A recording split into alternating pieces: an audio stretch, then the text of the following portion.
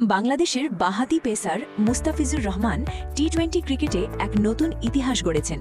বর্তমানে স্বীকৃত টি-20তে বাঁহাতি পেসারদের মধ্যে সর্বোচ্চ উইকেটের মালিক এখন তিনি। পাকিস্তান সুপার লিগে PSL-এ মুলতান সুলতানজের বিপক্ষে 2 উইকেট নেওয়ার মাধ্যমে এই মাইলফলক স্পর্শ করেন তিনি। বর্তমানে এই ফরম্যাটে তার মোট উইকেট সংখ্যা 416টি। রেকর্ডটি গড়ার পথে মুস্তাফিজ তার আদর্শ মোহাম্মদ আমিরকে ছাড়িয়ে গেছেন।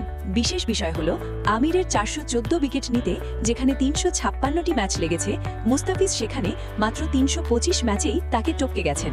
PSL শুরুর আগে তিনি তালিকায় তৃতীয় ছিলেন। টুর্নামেন্টের শুরুতেই ওয়াহাব রিয়াজকে পেছনে ফেলে তিনি শীর্ষে ওঠার লড়াই শুরু করেন। আন্তর্জাতিক টি-20তেও 158 উইকেট নিয়ে তিনি বাংলাদেশের সেরা। সামগ্রিকভাবে সব ধরনের বোলারদের তালিকায় বর্তমানে তিনি 7ম স্থানে অবস্থান করছেন। সাকিবের পর দ্বিতীয় বাংলাদেশি হিসাবে টি-20তে 500 উইকেটের ক্লাবে ঢোকার পথে মুস্তাফিজ দারুণ ছন্দে এগিয়ে চলছেন। আমিরের সাথে তার এই রাজত্বের লড়াই ক্রিকেটে এক নতুন মাত্রা যোগ করেছে।